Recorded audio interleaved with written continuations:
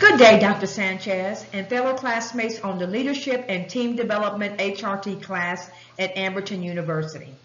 My name is Pamela Thomas, and today I'll be discussing the application of the Leader-Member Exchange Theory to improve employee engagement and also improve organizational performance.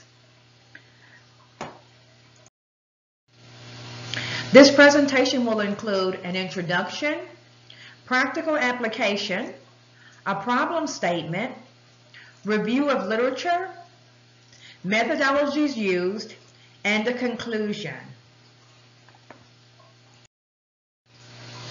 Due to globalization and the emergence of millennials into the job market, attracting and retaining the right human resources is key to the success of any organization. And among the top of items on a potential candidate's list, along with their salary and benefit requirements, is work environment, work-life balance. Building a high-quality relationship with current employees and new employees is critical to the success of any organization. And over the last 20 years, there has been an increase in the concept and relevance of an employee engagement. Organizations are starting to really realize the valuable role that engaged employees play in their business strategy. Let me define what employee engagement is. There are several definitions. One, it's an emotional commitment that an employee has with the company and its leaders. It can be viewed as an employee's passion for their jobs. It can be physically, emotionally, and cognitively immersed in their work roles. It can be a commitment to the success of the organization. Employee engagement is not necessarily job happiness or job satisfaction. In fact, W.A. Kahn, an authority on the topic of employee engagement, defines employee engagement as harnessing of members in an organization to their work roles. They apply and express the act of engagement physically, cognitively, and emotionally. Another distinctive definition of employee engagement arrived from the contribution of Shapley and Backer. They coined the term job engagement and later redefined it as positive, fulfilling work-related state of mind that's characterized by excitement, dedication, and fully being immersed in the work. There are many other definitions for employee engagement, and they all point to the same direction, that when an employee is fully engaged, they support the interests of the organization. And we all know, as the old saying goes, an engaged employee is a productive employee. This is the importance of employee engagement. Engaged employees will go the extra mile to support the organization's goals. An employee that's engaged will increase in production, improve quality service, improve in quality results. Engaged employees are less likely to leave a company, so there's a reduction in employee turnover. Therefore, more output, better service, attracting and retaining qualified human resources must equate to an increase in the company's financial bottom line, especially if you're spending money to train those resources. In fact, according to a Gallup poll, disengaged employees cost companies billions of dollars each year. The recommendation to improve employee engagement from the studies conducted by Aon Hewitt, they've given the following. Number one, the highest rated priority is to develop a culture of employee engagement within senior leadership. Incorporate employee engagement as a part of the business strategy. Incorporating employee engagement into the culture and the strategy must trickle down throughout the organization to frontline managers directly with employees. How do we improve employee engagement? They've given the following suggestions. compassionate leadership, providing work-life balance, employee-focused technology. Millennials, again, are looking for the latest tools, work-life balance, and making the right connections. Empowering employees, meaning giving them the resources and support to do their job. Management and leadership transparency is also a factor. It's very important for employees to know that they're working for quality management with integrity. And also listening to employees, gathering and analyzing employee feedback and sharing feedback, not just on an annual basis, but on a regular basis. And how do you do that? By building relationships with each one. A practical application for the leader-member exchange theory is with my own company. During the years of 2014 to 2017, the oil and gas industry was hit hard in a downturn. The price of oil went through the floor, and as a result, we experienced employee reduction and decreased employee morale and motivation. As a part of our strategy of recovery, the company decided to initiate an employee survey. The results from that survey were disturbing. They indicated low morale and disengaged employees. They felt disconnected from their leaders and disconnected from the organization. So, in response to that survey, the organization developed an employee engagement commitment. They established objectives for all managers to connect and build with their teams. They initiated a committee to brainstorm on strategy approaches on how do we engage our employees. They looked at several leadership approaches: transformational leadership, coaching leadership, and leader-member exchange theory, combining as many that were compatible to move our organization forward. Today I want to focus on using the leader-member exchange theory. The leader-member exchange theory is a relationship-based process to leadership that focuses on the interactions that a leader has with each follower. The relationships are dyadic in that there are two-way exchanges between the leader and each employee. What makes the LMX theory different from all other leadership theories? Namely, they all focus on either the leader or the follower, but never on the relationship. Leadership approaches like the traits approach, where one was identified as being born with leadership ability. You either had it or you didn't. Or the behavioral approach, where they focused on behavior and actions of a leader towards the follower. Again, looking at something a leader does to a follower. Then there's the skills approach, where leadership abilities and skills that can be developed are the focus of that approach. Or the characteristics approach, where we're looking at traits and such as charisma, showing integrity and confidence as a way of leading the teams. Those are all leader focused. On the other hand, we have follower focused approaches. Servant leader, that's focusing on the follower's needs, empathizing with them and nurturing them. The situational leadership, adapting to the follower's developmental level and developmental needs. Or the path goal theory, adapting to followers' motivational needs.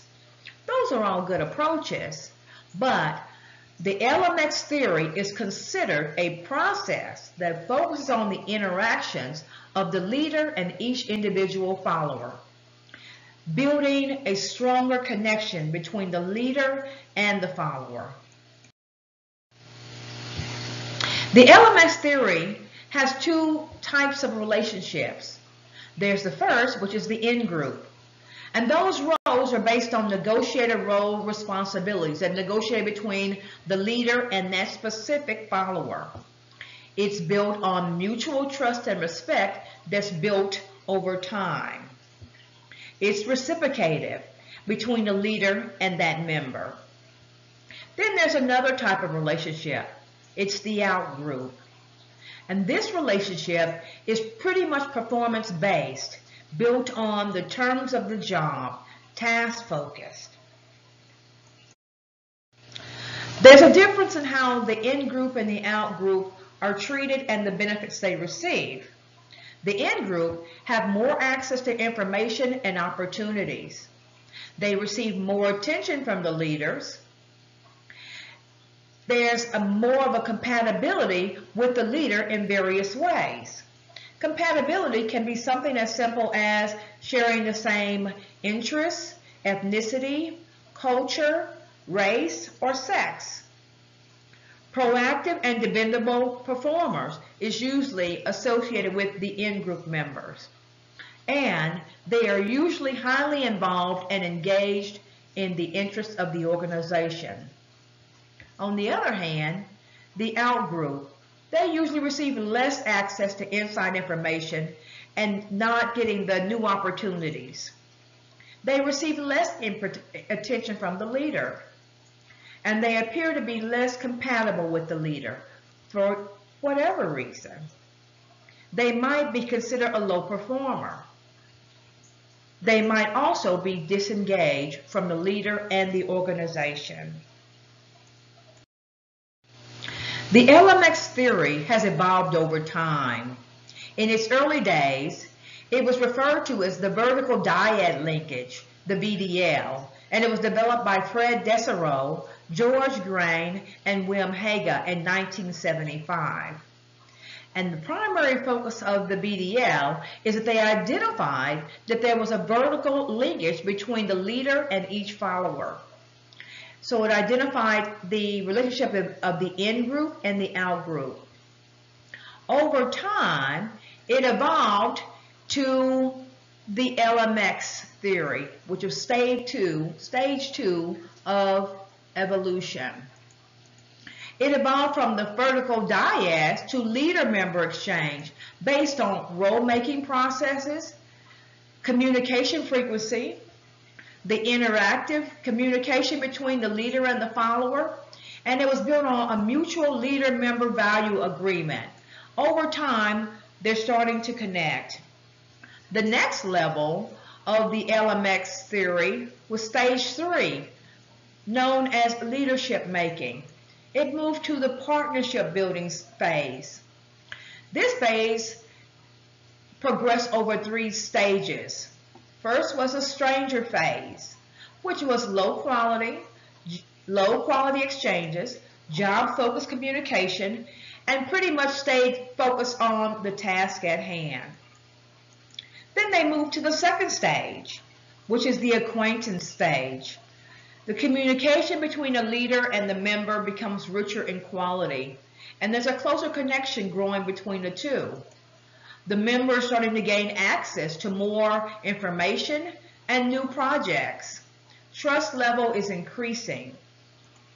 By the time they get to stage 3, the partnership is now seeing high quality interaction, mutual trust is shared, and they've actually reached a point where they've proven that they had each other's back and they could depend on each other. Stage 4 of the phase, which is the team building stage, is the expansion of that relationship where leader-member exchanges are becoming part of the culture and the network is growing. And that's what you want to see in an organization, building on leader-member exchanges within the organization as a whole. The LMX approach works in 2 ways. It has a descriptive influence that states leaders must acknowledge the existence of in-groups and out-groups, and it's their responsibility to address and connect and manage those relationships. As often as they can, bring people that are in the out-group in. It also has a prescriptive influence based on the leadership making model of Grain and Aubin in 1991 that describes the different stages of the relationship growth. Leaders are encouraged to build high-quality relationships with each member. Relationship building in forms of mentorship, team building, and showing respect for others helps improve the LMX Theory approach in any organization, therefore also improving employee engagement. Studies on this theory being applied towards employee engagement have resulted in this. There's been a meta-analysis by Gran and Ovin in 1995, and their results showed high-quality leader-member exchange decreased employee turnover, improved performance, improved employee motivation, and a commitment to the organization. And it also seen an increase in the number of employee promotions. Another study conducted by Gerstner and Day in 1997 found consistent correlation between employee job performance and satisfaction. They also saw a reduction in employee turnover and intentions to terminate. They also saw an improvement in job performance and an increase in a commitment to leaders. And as a result, they validated the psychometric properties of the LMX questionnaire. The questionnaire is used frequently when conducting a study of how the LMX theory of any company is working, how engaged are the employees. It's a short survey that's given to leaders and each follower of that leader, and they fill it out based on their opinion of the work and leadership. Additional studies on the LMX theory, there was an analysis done on employee engagement and work role performance done by Sharisa and Shukla in 2013. And the results from their study indicated that a high-quality leader-member exchange was characterized by sharing of ideas, dyadic or two-way communication, and trust had a positive impact on employee engagement. They also noted that empowering employees and clarifying their roles improved employee engagement.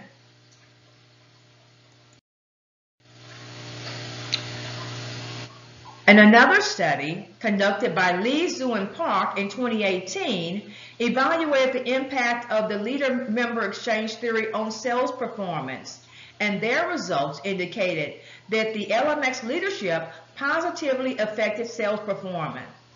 It improved job satisfaction and had an indirect but positive influence on decreasing employee turnover and employee turnover intention due to improved job satisfaction.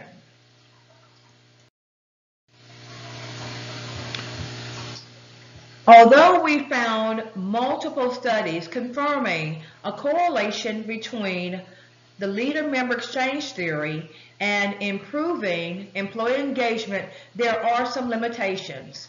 Several studies have been conducted on the leader-member exchange theory, but not enough have been conducted on the direct impact. Most studies conducted were focused on corporate positions. Once noted by Lee and Zul, they mentioned that they did not find much material on sales organizations. It was also noted that mixed leadership styles might have been used by leaders in the study. There could have been a combination of transformational, situational, and leader-member exchange. Nonetheless, there were several strengths to this approach to leadership, as it's very easy to implement in any organization type and at different levels within the organization. Therefore, based on those results from the different studies conducted, we are concluding that by applying the leader-member exchange theory, it does have a positive impact on employee engagement. Improving employee engagement can improve the performance of an organization directly or indirectly. Remember, a disengaged employee costs company money. So there's definitely a correlation between improving the performance of the organization.